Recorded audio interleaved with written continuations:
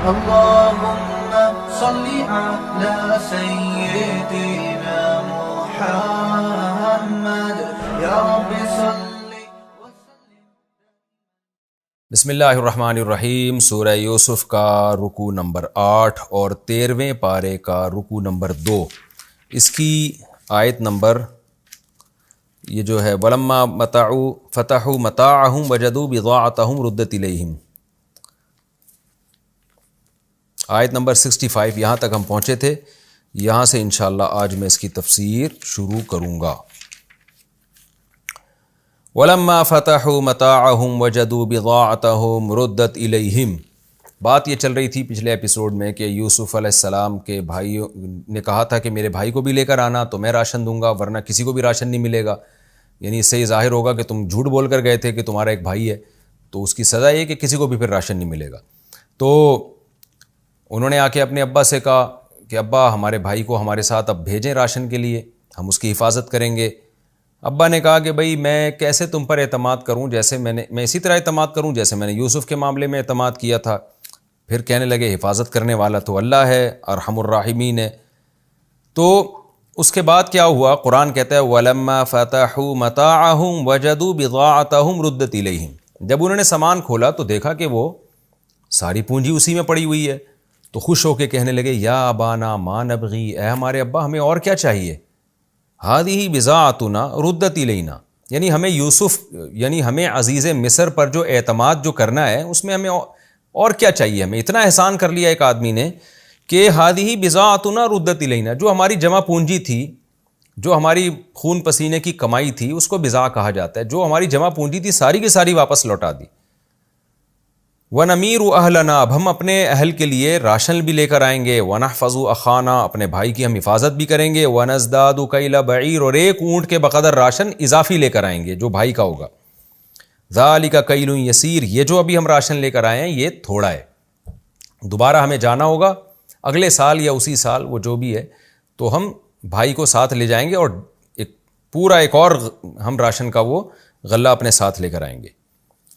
قال لن ارسلہ معکم, یعقوب علیہ السلام نے فرمایا اس کو میں ہرگز تمہارے ساتھ نہیں بھیجوں گا یہاں تک کہ تم اللہ کی طرف سے مضبوط معاہدہ میرے پاس لے کر آؤ گے, یعنی معاہدہ کرو گے. وہ معاہدہ کیا ہوگا؟ لَتَأْتُنَّنِي بِهِ, تم ضرور اس کو واپس لے کر آؤ گے.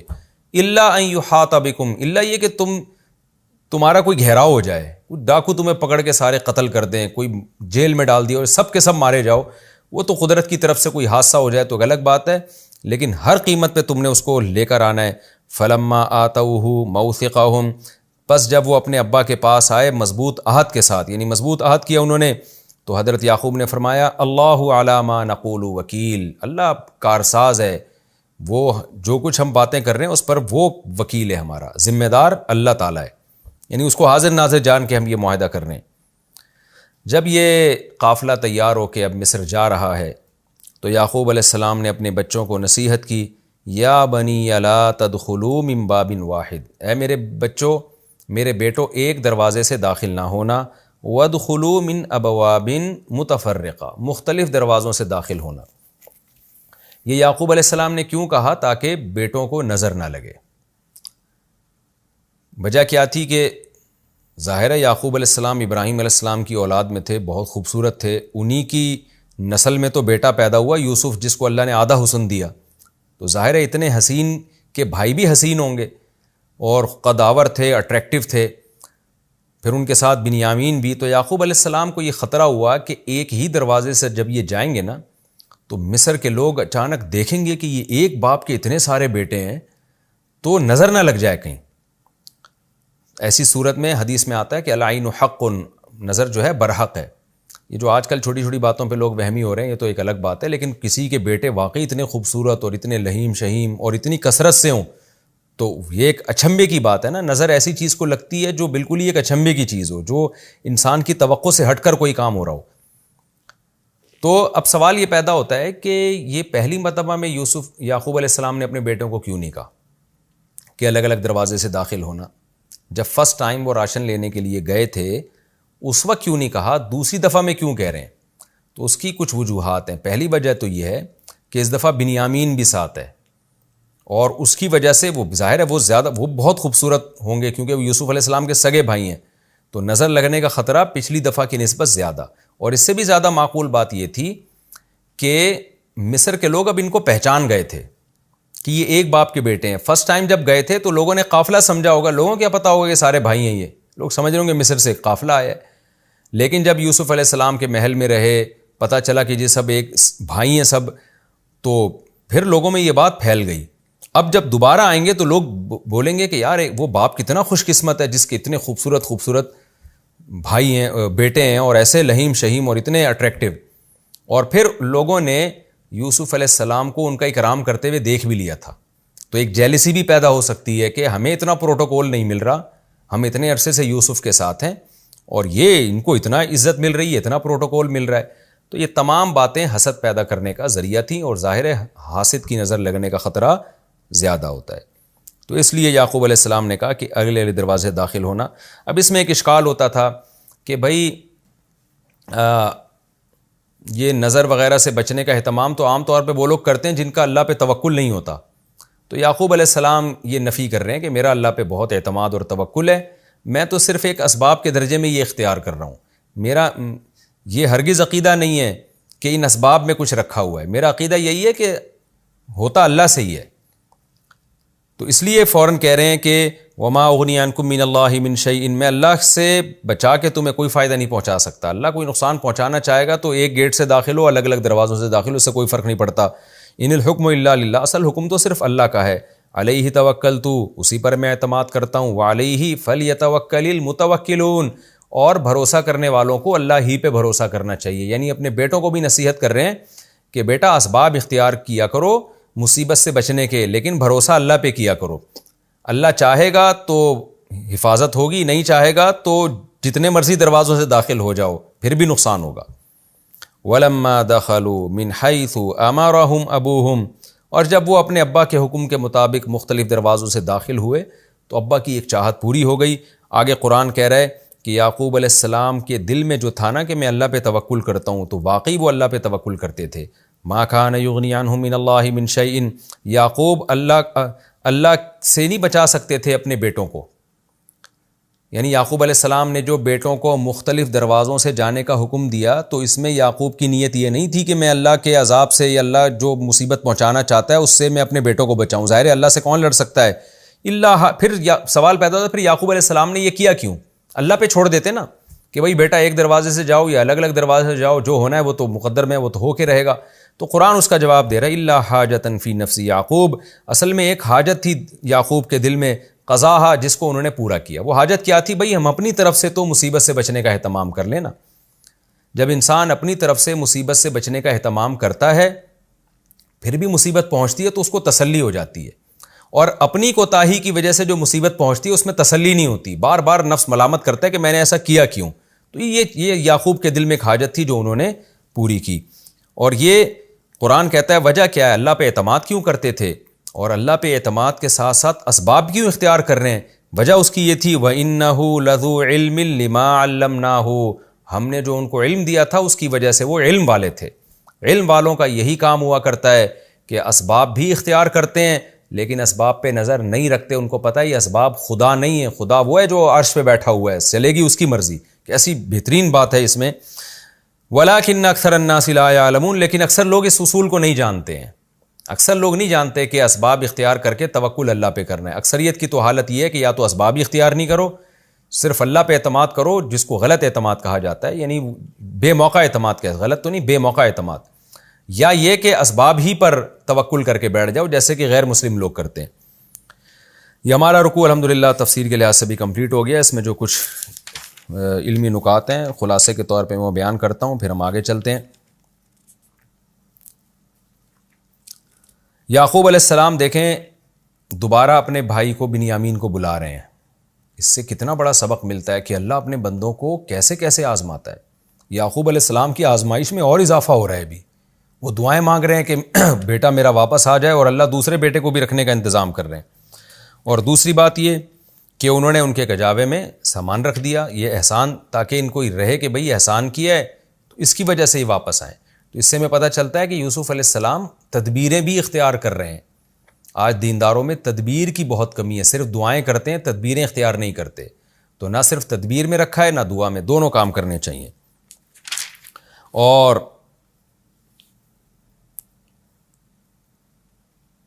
تیسری بات یہ کہ یعقوب علیہ السلام بھی کیسے قحط سے بچنے کا اہتمام کر رہے ہیں. یعقوب علیہ السلام کہہ سکتے تھے ہمیں کیا ضرورت ہے بھائی ہم مصر میں بھیجیں اور پھر اپنے اس بھائی کا بھی رزق لیں، ہم بنیامین کا بھی رزق لیں. تو ہم رزق نہیں لیں گے، اللہ کھلائے گا. نہ نہ نہ نہ، گراؤنڈ ریئلٹی کو دیکھ رہے ہیں وہ کہ بھائی رزق تو اس میں بھی ہے کہ بھائی کو بیٹے کو میں بھیج دوں، اپنے بنیامین کو بھیج دوں، یہ بھی ایک رزق ہے. لیکن اس کا یقین نہیں ہے کہ یہ اس کو بھی کنویں میں ڈال دیں گے یا مجھ سے دور کر دیں گے. دوسری طرف زمینی حقیقت کیا کہتی ہے؟ اگر راشن نہ منگوایا تو ہلاکت یقینی ہے، بارش نہ ہوئی تو کیا کریں گے ہم؟ دیکھیں کتنی لاجک کی بات کر رہے ہیں نا یعقوب علیہ السلام. خطرہ کتنا شدید ہے کہ ایک بیٹا میرا گیا دوسرا بھی نہ چلا جائے، لیکن بھائی اس میں تو پھر بھی امکان ہے کہ شاید واپس آ جائے. مگر اگر بیٹے کو نہ بھیجا تو قحط سے سب لوگ ہلاک ہو جائیں گے.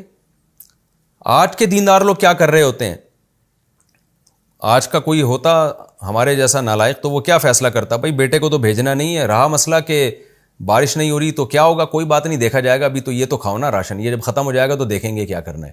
اب ختم ہو جائے گا تو پھر کون انتظار کرے گا؟ اتنے دن بھوکے رہیں گے کہ مصر میں جا کے واپس لانا ہے. نہیں جی ہو سکتا ہے اللہ تعالیٰ بارش برسا دے، نہیں جی ہو سکتا ہے اللہ تو بڑا غفور رحیم ہے. بھائی ہم نے یہ دیکھنا ہے کہ امکان کے درجے میں کیا کیا ممکن ہے. آپ نے یہ دیکھنا ہے کہ اگر نہیں ہوئی تو کیا ہوگا. جیسے یعقوب علیہ السلام پلاننگ کر رہے ہیں فیوچر کی، یوسف علیہ السلام بھی پلاننگ کر رہے ہیں. یوسف علیہ السلام یہ بھی کہہ سکتے تھے کہ 7 سال جب بارش ہوگی نا رج کے کھانا، اگلے سال جب قحط آئے گا تو دیکھا جائے گا، یار جس اللہ نے 7 سال کھلایا اگلے 7 سال بھی وہ کھلائے گا. یہ بھی تو کہہ سکتے تھے نا. نہ بڑے پلاننگ سے استعمال کر رہے ہیں کہ اتنا استعمال کرنا ہے اور اتنا کھانا ہے اور اتنا فروخت کر کے معیشت کو مضبوط کرنا ہے. یہ پلاننگ ہو رہی ہے پوری کی پوری، جو آج کل دینداروں کی زندگی سے یہ پلاننگ نکل چکی ہے. اور یعقوب علیہ السلام بھی پلاننگ کر رہے ہیں کہ بچوں کو بھیج رہے ہیں کہ راشن لے کر آؤ. اس احتمال پہ نہیں ہے کہ بھائی میں تو اللہ کا پیغمبر ہوں، میرے تو سارے نیک بچے ہیں، اللہ نے روزی کا تو ہم سے نیک لوگوں سے تو ویسی روزی کا وعدہ کیا ہوا ہے، میرے دادا ابراہیم علیہ السلام تو بڑے بزرگ تھے، ہمارا خاندان کیسے قحط سے ہلاک ہو سکتا ہے. جیسے وہی بات ہے نا کہ نمازیوں کو کورونا کیسے ہو سکتا ہے. کورونا کے دنوں میں یہ باتیں بہت ہوئی ہیں مسجدوں میں. جو تقوی اختیار کرتے ہیں ان کو وبائیں کچھ نہیں کہتی، یہ وبا تو ان لوگوں کو آئے گی جو شرابیں پیتے ہیں. یہ سب فضول قسم کی باتیں ہیں جو شریعت کے مزاج کے بالکل خلاف ہیں. تو کہیں بھی ایسا نہیں ہے کہ جب کوئی وبا آئے تو نیک لوگوں کو نہ ملے، برے لوگوں کو ملے. وہ تو قحط آتا ہے تو سبھی ہلاک ہوتے ہیں اس میں، اور سبھی آزمائشوں میں آتے ہیں. تو یعقوب علیہ السلام اپنے پیغمبر ہونے کی بیس پہ یہ نہیں کہہ رہے کہ میں نے اسباب اختیار نہیں کرنے. بھائی یہ جمع پونجی لے کے جاؤ اور راشن لے کر آؤ، اور پھر رسک بھی لے رہے ہیں کہ بیٹے کو بھیجنے کا خطرہ بھی مول لے رہے ہیں کہ ہم نے تو بھائی اسباب اختیار کرنے ہیں، باقی پھر دعائیں اللہ سے مانگنی ہے. اور یہ بھی دیکھیں کہ یعقوب علیہ السلام نے کچھ جمع پونجی جمع کی بھی تھی. اگر یعقوب علیہ السلام جتنا پیسہ آ رہا ہے سارا خرچ کر رہے ہوتے تو اب جب قحط آیا ہے تو ان کے پاس راشن خریدنے کے پیسے کہاں سے آتے؟ ظاہر ہے انہوں نے کچھ پیسے جمع پونجی کے رکھے ہوئے بھی تھے کہ اگر خدا نخواستہ کوئی ایسے حالات آ گئے تو ہم اتنا خاندان میرے ساتھ ہے، ان کی ازواج بھی، بیویاں بھی زیادہ تھیں، اولاد بھی بہت تھی، تو کچھ انہوں نے اسباب بھی اختیار کیے ہوئے تھے کہ اگر خدا نخواستہ کچھ حالات اوپر نیچے ہوتے ہیں تو اتنا میرے پاس اسپیئر میں رہے کہ میں ان حالات کو کنٹرول کر سکوں. تو اس کے لیے انہوں نے جمع پونجی بھی رکھی ہوئی تھی. تبھی اس کو جمع پونجی کہا جاتا ہے کہ بہت زیادہ نہیں تھی وہ، کیونکہ جو ہوس والا آدمی ہوتا ہے وہ تو کروڑوں روپے پلاٹوں کی صورت میں جمع کر کے رکھتا ہے، وہ تو اس کو تو مرنے کا خیال ہی نہیں ہوتا. یعقوب علیہ السلام نے اتنا کہ ایک جو ہے نا 1 سال اگر آزمائش کے حالات آئیں، چند سال آئیں تو ہم اس میں سروائیو کر سکیں. تو یہ پہلے سے انہوں نے انتظام کیا ہوا تھا. اس سے پتہ چلتا ہے کچھ رقم بچا کے رکھنا کہ اگر خدا نخواستہ ابھی میری جاب چلی جائے یا ابھی اچانک میرے حالات خراب ہو جائیں تو میں کیسے معاشرے میں چلوں گا. تو اتنی رقم بچا کے رکھنا یہ بھی توکل کے خلاف نہیں ہے. ہاں توکل کے یہ خلاف ہے کہ جو زندگی کے 10-20 سال رہ گئے ہیں اور اربوں روپے کے پلاٹیں خریدتے چلے جا رہے ہیں، کوئی انتہائی نہیں ہے. علماء نے کہا کہ 1 سال کی کم از کم جو ہے نا، اگر آپ جاب لیس ہو جاتے ہیں تو 1 سال تک آپ سوسائٹی میں سروائیو کر سکیں، اتنی جمع پونجی رکھنا ضروری ہے. پھر اس سال میں آپ اگلے سالوں کے لیے بھی انتظام کرنا شروع کر سکتے ہیں. تو خیر یہ ساری باتیں ہمیں یہاں سے پتہ چلتی ہیں، اور نظر بد کا برحق ہونا بھی پتہ چلتا ہے اس سے ہمیں کہ نظر لگنے کا بھی پورا خطرہ ہوتا ہے، جیسے کہ احادیث میں یہ مضمون بہت زیادہ واضح ہے.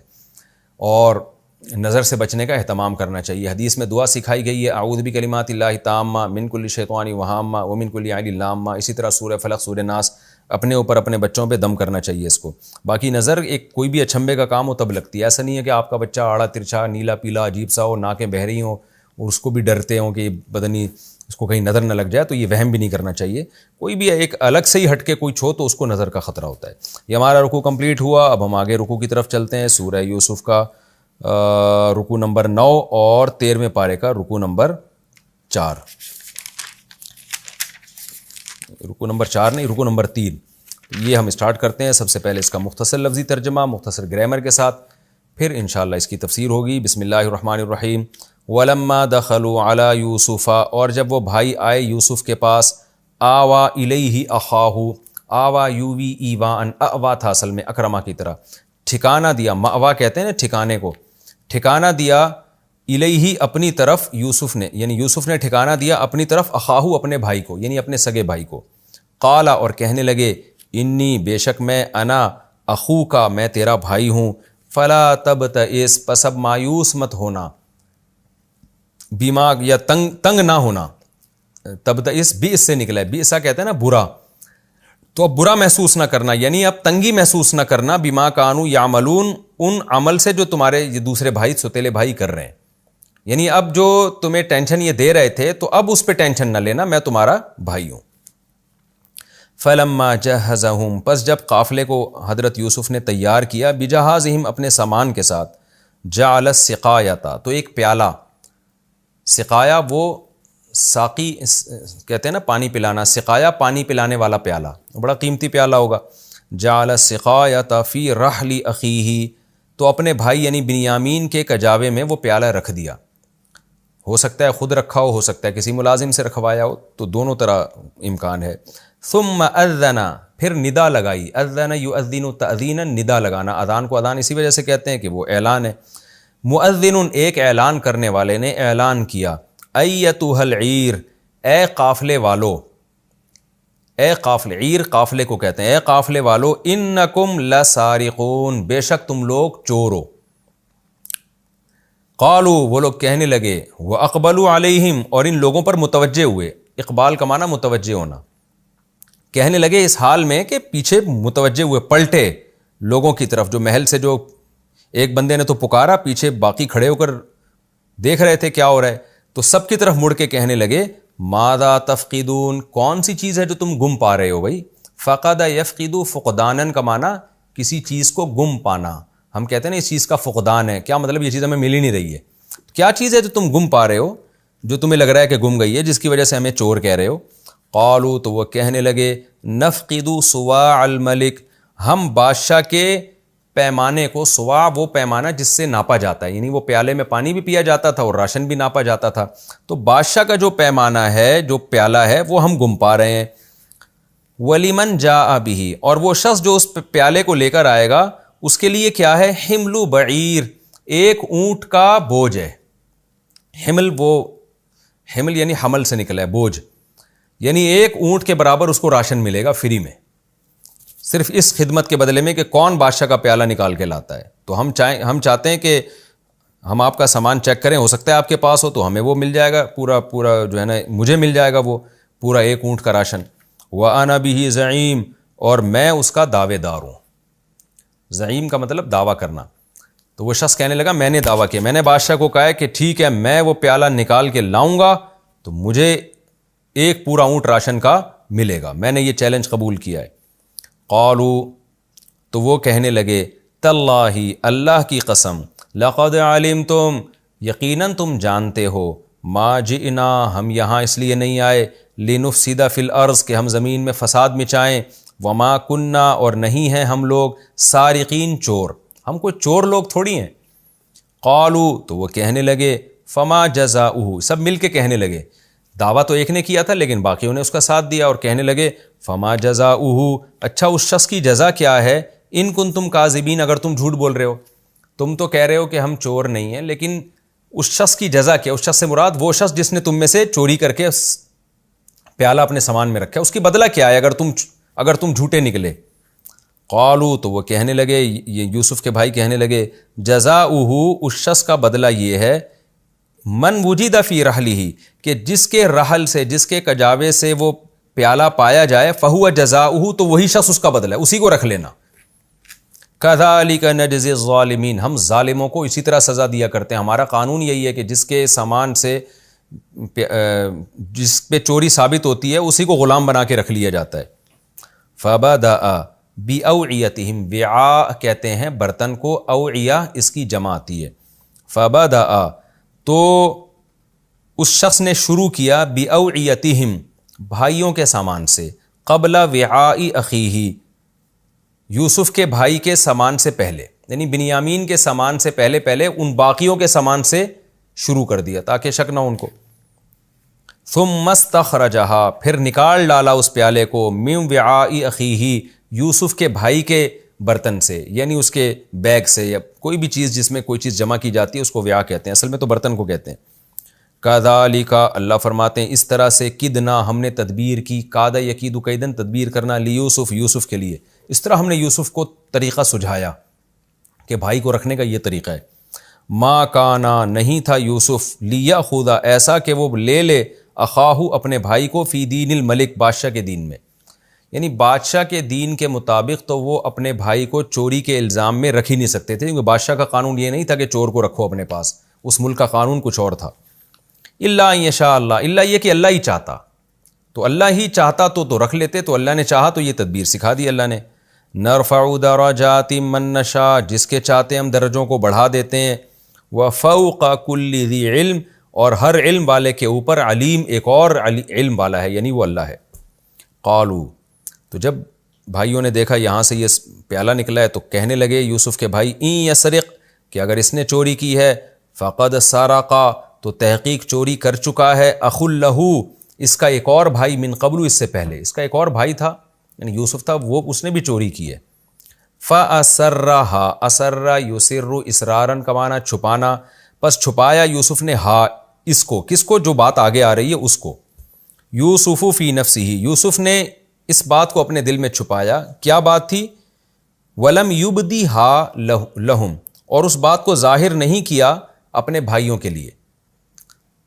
کون سی بات؟ جو آگے آ رہی ہے. وہ بات کیا تھی؟ قالا، یوسف نے کہا، انتم شرٌ، تم بہت برے ہو، مکانن، مرتبے کے اعتبار سے، یعنی چوری میں تو تم بہت ہی برے ہو. یعنی ہم دونوں اگر چور ہیں، جیسے تم کہہ رہے ہو کہ اس کا بھائی تھا وہ بھی چور تھا، تو تم تو اس چوری میں مکان یعنی مرتبے کے لحاظ سے ہم سے بھی زیادہ برے ہو. شر اصل میں اشررو تھا، اس میں تفضیل ہے، یعنی اگر فرض کر لیا کہ جائے کہ ہم چور ہیں تو تم تو اس سے بڑے چور ہو. وہ بڑے چور اس لیے کہا کہ تم نے تو پورا بندہ باپ سے چرا کے غائب کر دیا، باپ سے غائب کر دیا. چوری کا اصل یہی ہے نا کہ مالک سے چیز کو غائب کر دینا، تم نے تو بیٹے کو باپ سے الگ کر دیا، یعنی دل میں یہ سب باتیں کہیں. واللہ اعلم بما تصفون، اور اللہ خوب جانتا ہے جو باتیں تم کر رہے ہو. یوسف علیہ السلام دل میں یہ باتیں کر رہے تھے. قالوا، بھائی کہنے لگے، یا ایھا العزیز، اے عزیز مصر، ان لہ، بے شک اس بھائی کے لیے، ابن، ایک باپ ہے، شیخن، بوڑھا ہے، کبیرن، بہت زیادہ، اس کا ایک بہت زیادہ بوڑھا باپ ہے. کیا مطلب؟ آگے جملہ محذوف ہے، وہ اس کو کبھی بھی نہیں چھوڑے گا، یہاں پہ وہ اس کا غم برداشت نہیں کر سکتا. فخذ احدنا، پس آپ لے لیں ہم میں سے کسی ایک کو، مکانہ، اس کے بدلے میں، ہم یہ قربانی دینے کے لیے تیار ہیں، ہم بڑے ہیں، زیادہ طاقتور ہیں، یہ بہت بڑی قربانی ہے، ہم دے دیں گے، اس کو چھوڑ دیں اور اس کے بدلے ہم میں سے کسی کو رکھ لیں. انا نراکا، ہم سمجھتے ہیں آپ کو، من المحسنین، نیک لوگوں میں، احسان کرنے والوں میں، تو آپ ہم پر یہ احسان کر دیں. قال، یوسف علیہ السلام نے فرمایا، معاذ اللہ، اللہ کی پناہ.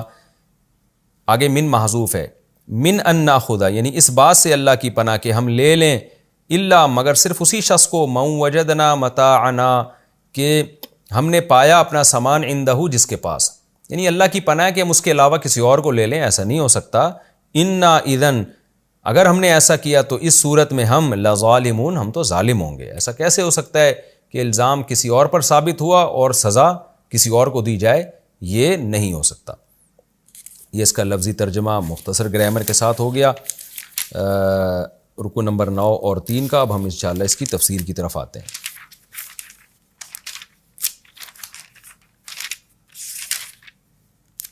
وَلَمَّا دَخَلُوا عَلَى يُوسُفَ آوَى إِلَيْهِ أَخَاهُ، قرآن کہتا ہے پچھلے رکوع میں کہ مختلف دروازوں سے یوسف علیہ السلام کے بھائی مصر میں داخل ہوئے بنیامین کو لے کر، اور بالآخر محل میں پہنچے۔ تو جب یوسف علیہ السلام کے پاس آئے تو یوسف علیہ السلام نے اپنے بھائی کو ٹھکانہ دیا، یعنی تنہائی میں لے گئے اور کہا انی انا اخوکا، کہا کہ میں تمہارا بھائی یوسف ہوں، فلا تبتئس بما کانوا یعملون، تو پہلی خوشخبری تو یہ قبول کرو کہ یہ جو میرے بھائی، ہمارے سوتیلے بھائی تمہارے ساتھ جو زیادتی کر رہے تھے، اب اس پہ ٹینشن، لا تبتئس کا سادہ ترجمہ ہوگا ٹینشن مت لینا، یعنی تنگی میں مت جانا، تو اب اس کی تنگی مت لو، یعنی تمہاری آزمائش اب ختم ہو گئی ہے۔ اس سے پتہ چلتا ہے کہ یہ بھائی جو تھے، جیسے یوسف علیہ السلام سے حسد تھا، ان کو اسی طرح بنیامین سے بھی تھا، اور اس کو ٹارچر کرتے رہتے تھے۔ جیسے گھروں میں ہوتا ہے ایک بھائی مصیبت بن چکا ہوتا ہے دوسرے بھائی کے لیے، یا ایک جو ہے نا سارے ہاتھ دھو کے اس کے پیچھے پڑے ہوئے ہوتے ہیں، یہ بھی دن رات گھروں میں ہمیں نظر آ رہا ہوتا ہے، اس کو اتنا ذہنی ٹارچر کر دیتے ہیں۔ تو بتا دیا کہ پہلی بات تو یہ کہ اب تمہیں یہ ٹینشن تم سے ختم ہو گئی، اور پھر ان کے ساتھ مل کے پلان بنایا کہ اب میں تمہیں اپنے محل میں رکھوں گا، اور اگلی مرتبہ میں والد صاحب کو بھی یہاں بلوا لوں گا۔ تو اب دونوں نے مل کے یہ پلان کیا کہ بھائی ویسے تو ہم رکھ نہیں سکتے، یہ بولیں گے آپ کس بیس پہ ہمارے بھائی کو رکھ رہے ہیں۔ تو یعقوب علیہ السلام کے دین میں اس وقت یہ تھا کہ جو کسی کی چوری کرتے ہوئے پکڑا جائے نا، تو جس کی چوری کیا وہ اس کو غلام بنا کے رکھ لیتا تھا، یعنی خادم بنا کے، غلام کا مطلب اس کو خادم بنا کے، اب کہ تم اسی کے ملازم ہو، اسی کی خدمت کرو گے زندگی بھر۔ یہ یعقوب علیہ السلام کے دین میں تھا، لیکن مصر کے قانون میں یہ نہیں تھا۔ مصر کے قانون میں کوئی بھی تعزیر ہوگی، چور کے بارے میں کوئی بھی سزا ہوگی۔ تو اب یوسف علیہ السلام بنیامین کو رکھنے کا بہانہ سوچ رہے تھے کہ میں بنیامین کو اپنے پاس رکھوں کیسے، اللہ کا حکم ہے کہ یعقوب علیہ السلام کو آزمائش میں ڈالنا ہے، تو اب رکھوں کیسے میں۔ تو یہی ترکیب ذہن میں آئی کہ بھائی پیالہ چھپا دیتے ہیں، اس سے وقتی طور پر بدنامی ہوگی، لیکن اس بدنامی کا بعد میں ازالہ ہو جائے گا، لیکن بھائی کو میں کسی طرح یہاں رکھ لوں گا۔ تو پیالہ چھپا دیا اور انہی کی زبان سے نکلوایا کہ بھئی چور کی سزا کیا ہے۔ تو انہوں نے تو اپنا مذہب بیان کیا کہ بھئی ہمارے ہاں تو چور کی سزا یہ ہے کہ جو چوری کرتا ہے اسی کو رکھ لیتے ہیں، تو ہم آپ کو اجازت دیتے ہیں کہ آپ رکھ لو۔ اگر یوسف علیہ السلام یہ ساری تدبیر اختیار نہ کرتے اور ایسے ہی ان پہ چوری ثابت کر کے ان سے پیالہ نکال لیتے اور پھر بعد میں کہتے کہ بھئی ہم نے بنیامین کو اپنے پاس رکھنا ہے غلام بنا کے، تو یعقوب علیہ السلام کے بھائی یہ کہہ سکتے تھے کہ آپ کس قانون کی بیس پہ رکھ رہے ہیں۔ اس وقت یوسف علیہ السلام اگر کہتے کہ تمہارے ابا کے قانون، تو یعقوب علیہ السلام کے بیٹے کہہ سکتے تھے آپ تو ہمارے ابا کے مذہب کو مانتے ہی نہیں، آپ تو مصر کے قانون کو مانتے ہو، تو مصر کے قانون پہ آپ کیوں ہمارے قانون کو ترجیح دے رہے ہو اس وقت، یعنی وہ بات بنتی نہیں۔ تو اس لیے پوری یوسف علیہ السلام نے یہ تدبیر اختیار کی، اور جو آگے قرآن میں آ رہا ہے فلما جہزہم بجہازہم، جب ان کو ان کے سامان کے ساتھ تیار کیا، جعل السقایۃ فی رحل اخیہ، اپنے بھائی کے کجاوے میں پیالہ ڈال دیا، اور بنیامین سے کہا فی الحال چلے جاؤ، ہم تمہیں کسی طرح نکلوا لیں گے۔ ثم اذن مؤذن، پھر ایک اعلان کرنے والے نے اعلان کیا ایتھا العیر، اے قافلے والو، انکم لسارقون، تم چور ہو۔ یہاں ایک سوال پیدا ہوتا ہے کہ یوسف علیہ السلام کو تو پتا تھا کہ یہ چور نہیں ہے، چوری انہوں نے نہیں کی ہے، تو یا تو قافلے میں جس نے اعلان کیا اس کو پتہ ہی نہیں تھا کہ اصل کہانی کیا ہے، بلکہ اس نے اپنے خیال کے مطابق ان کو کہہ دیا کہ پیالہ گم ہوا ہے، تو یوسف علیہ السلام نے ہو سکتا ہے یہ کہا کہ مجھے خطرہ ہے کہ وہ پیالہ ان میں سے کسی کے پاس ہوگا، تو اس مؤذن نے بڑے کانفیڈنس کے ساتھ کہہ دیا کہ تم چور ہو۔ تو جیسے کہ ہوتا ہے نا، جب آپ کسی سے اگلوانا چاہتے ہیں نا، تو اس کو کہتے ہیں تو نے ایسا کیا ہے، تاکہ وہ ڈر جائے، اور اگر اس نے واقعی ایسا کیا ہو تو وہ اگل دے کہ ہاں میں ایسا ہی ہوں۔ تو اگر یوسف علیہ السلام کے حکم پہ مؤذن نے یہ نہیں کیا، اپنی طرف سے کیا ہے، پھر تو اشکال نہیں ہوتا ہے، یعنی اس اشکال کا جواب گویا مل گیا کہ مؤذن نے کہا نا کہ تم چور ہو، یوسف علیہ السلام نے تھوڑی کہا کہ تم چور ہو، پیغمبر تو جھوٹ بول نہیں سکتے، مذاق میں بھی نہیں جھوٹ بولتے پیغمبر، تو اس نے اپنے خیال کے مطابق کہہ دیا کہ میں کہہ کے دیکھ لیتا ہوں چور ہو، بعد میں نکل آیا تو ثابت ہو جائے گا، نہیں آیا تو سوری کر لوں گا۔ لیکن اگر یہ مؤذن نے یوسف علیہ السلام کے حکم پہ ان کو کہا کہ تم چور ہو، جیسے کہ اس کا بھی امکان ہے، تو پھر یہ توریہ ہے۔ توریہ کہتے ہیں آپ کوئی بات کر رہے ہیں، آپ اس کا ایک مطلب لے رہے ہیں، سامنے والا کوئی اور مطلب، تو پھر یوسف علیہ السلام کی نیت یہ تھی کہ میں ان کو چور اس لحاظ سے کہلواؤں گا کہ اصل میں تو تم نے چوری کی ہے، ایک بیٹے کو باپ سے چرا کے کنویں میں ڈالا ہے، تو ہماری نیت تمہیں چور کہنے میں یہ ہے، اور تم اس کا مطلب یہ سمجھ رہے ہو کہ شاید ہم پہ تم پہ چوری کا الزام لگا رہے ہیں، تو اس کو کہتے ہیں توریہ۔ یہ توریہ کا مطلب کیا ہے کہ آپ ایک ایسی بات کرتے ہیں جس کے دو مطلب ہیں، آپ ایک مطلب لیتے ہیں، سامنے والا کچھ اور مطلب لے رہا ہوتا ہے، تو یہ ضرورت میں یہ جائز ہے، مجبوری میں یہ جائز ہے. تو یوسف علیہ السلام کے لیے جائز تھا کیونکہ اللہ کا حکم تھا کہ کسی بھی کوئی بھی تدبیر اختیار کر کے تم نے بنیامین کو یہاں رکھنا ہے تاکہ یعقوب علیہ السلام کی اور زیادہ آزمائش ہو. تو اس لیے انہوں نے یہ توریہ کیا. اذن مؤذن، مؤذن نے کہا ایھا العیر انکم لسارقون، تم لوگ چور ہو. قالوا اقبلوا علیہم، فوراً واپس پلٹے اور کہنے لگے ماذا تفقدون، کیا گم ہو گیا بھائی، کیسی باتیں کر رہے ہو. دیکھیں اگر یہ واقعی انہوں نے چوری کی ہوتی نا تو ایک دم ان کی نفس تیز ہو جاتی اور فوراً کہتے کہ بھائی ہم چور وور نہیں ہیں، جھوٹا الزام ہے. جیسے کہ چور پر جب الزام لگے سب سے پہلے کہتے ہیں چور نہیں ہے. تو انہوں نے فوراً بڑے کانفیڈنس سے کہا کہ کیا گم ہو گیا ہے، پہلے یہ تو بتاؤ گم کیا ہوا ہے، پھر اگلی بات کرنا. قالوا نفقد صواع الملک، وہ کہنے لگے ہمیں بادشاہ کا پیالہ گم پا رہے ہیں ہم. ولمن جاء به حمل بعیر، اور بادشاہ نے یہ اعلان کیا ہے کہ جو اس پیالے کو کہیں سے نکال کے لائے گا پورا ایک اونٹ کا سامان لدا ہوا اس کو انعام میں دے دیا جائے گا. تو گویا اس مؤذن نے، اعلان کرنے والے نے اپنی مجبوری بھی بتا دی کہ بھائی میں نہیں چھوڑ سکتا کیونکہ میں اپنا پورا اونٹ لدا ہوا کیسے قربان کر سکتا ہوں. اور وَأَنَا بِهِ زَعِيمٌ، اور میں نے یہ چیلنج قبول بھی کر لیا ہے تو میں نہیں تمہیں جانے دوں گا، تلاشی دو. وہ کہنے لگے تاللہ لقد علمتم، اللہ کی قسم تم سب کو معلوم ہے، جتنے لوگ وہاں محل میں کھڑے ہوئے تھے جو ان کو یعنی رخصت کرنے کے لیے آئے ہوں گے یا چوری کا اعلان سن کے سارے نکل آئے ہوں گے. جب اعلان ہوتا ہے نا تو فلاں چور ہے تو پورا محلہ اکٹھا ہو جاتا ہے، تو سب کی طرف متوجہ ہو کے کہنے لگے اللہ کی قسم تم سب جانتے ہو ما جئنا لنفسد فی الارض، ہم یہاں اس لیے نہیں آئے کہ ہم زمین میں یعنی مصر میں فساد کریں. تم سب کو پتہ ہے کیا مطلب، جو فسادی لوگ ہوتے ہیں وہ اس طرح سے تھوڑی آتے ہیں، ان کا ایٹیٹیوڈ اور ان کا طرز عمل یہ ہوتا ہی نہیں ہے. چوروں اور ڈاکوؤں کا تو کسی شہر میں آنے کا انداز الگ ہوتا ہے، بات چیت کا انداز الگ ہوتا ہے، اور پھر رخصت ہونے کا انداز الگ ہوتا ہے. ہم تو صاف پتہ چل رہا ہے ہمارے آنے جانے کے عمل سے کہ ہم زمین میں فساد مچانے والے لوگ نہیں ہیں. وما کننا سارقین، اور ہم چور بھی نہیں ہیں. کیا مطلب، چور قسم کے الگ قسم کے لوگ ہوتے ہیں، ہم تو گویا پیغمبر کی اولاد ہیں، خاندانی لوگ ہیں. دیکھیں یہاں ایک بات بہت امپورٹنٹ ہے کہ یعقوب علیہ السلام کے بیٹوں سے ایک بہت بڑا جرم ضرور ہوا کہ اپنے باپ کی محبت میں اپنے بھائی کو باپ کی نظروں سے دور کر دیا، یہ سوچ کے کہ باپ کو صبر آ جائے گا اور ہمیں باپ کی محبت مل جائے گی.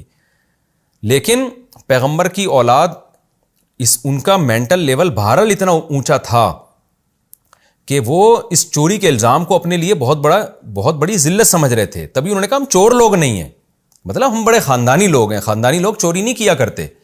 تو اس سے پتہ چلتا ہے کہ یہ چوری اور یہ جو ادھر کی ادھر کر دینا یہ گھٹیا قسم کے خاندانوں کا کام ہوتا ہے، گھٹیا لوگوں کا کام ہوتا ہے. عزت دار لوگ اس طرح کے جرم نہیں کرتے. تو اس لیے انہوں نے کہا کہ ہم چور لوگ نہیں ہیں. قالوا فما جزاؤہ ان کنتم کاذبین.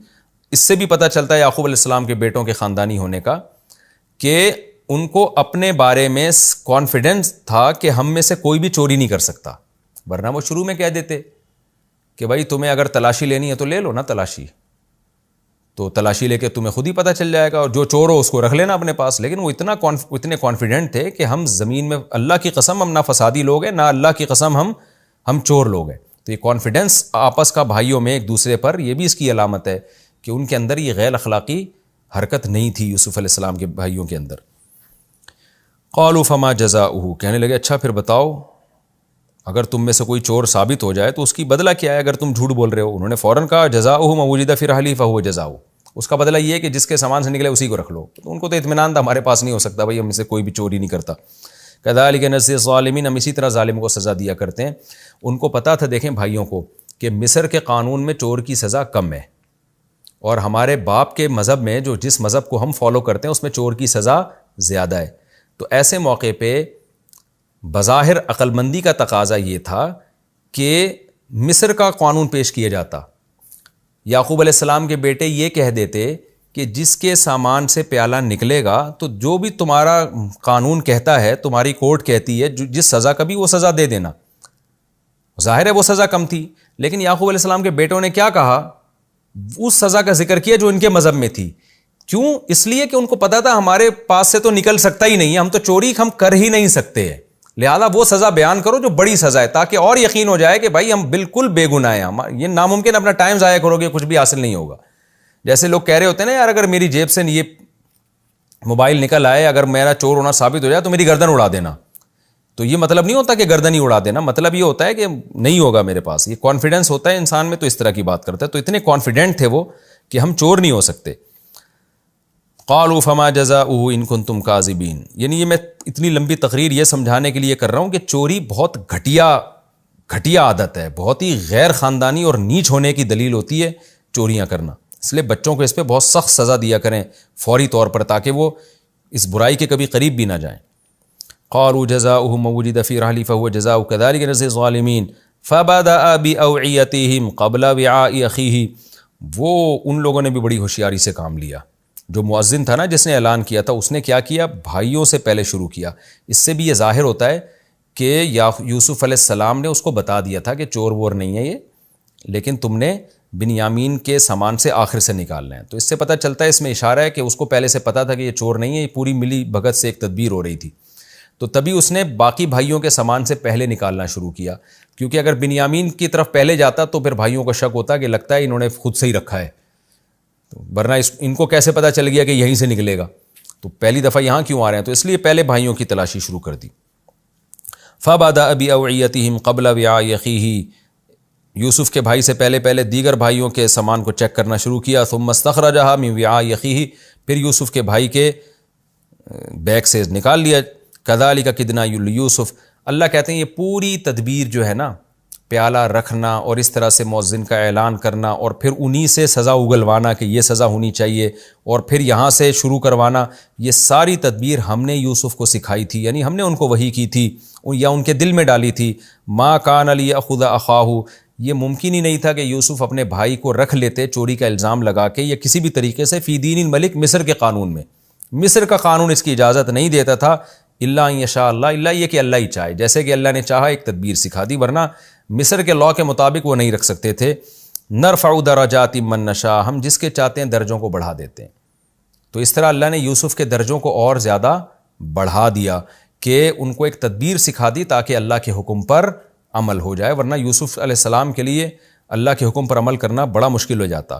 وَفَوْقَ كُلِّ ذِي عِلْم. اور ہر علم والے کے اوپر علیم ایک اور علیم ہے. یوسف علیہ السلام بھی علم والے تھے، لیکن ان کے اوپر ایک اور ذات ہے جو اللہ ہے، جس کا علم سب سے زیادہ. اسی نے یوسف علیہ السلام کو یہ طریقہ سکھایا. قالوا. اب وہ بھائی پریشان ہو گئے. وقت ہمارا چونکہ مکمل ہو چکا ہے، تو اگلے ایپیسوڈ میں انشاءاللہ میں یہاں سے شروع کروں گا. قالوا ان یسرق فقد سرق اخ له من قبل. یعنی سورہ یوسف کا رکوع نمبر 9 اور 13ویں پارے کا رکوع نمبر 3. تو اس کی تفسیر انشاءاللہ ہم اگلے ایپیسوڈ میں قالوا ان یسرق فقد سرق اخ له من قبل، یعنی آیت نمبر 77، یہاں سے انشاءاللہ ہم اس کی تفسیر شروع کریں گے. اللہ تعالی ہمیں سمجھنے کی، عمل کی توفیق عطا فرمائے. وما علینا الا البلاغ.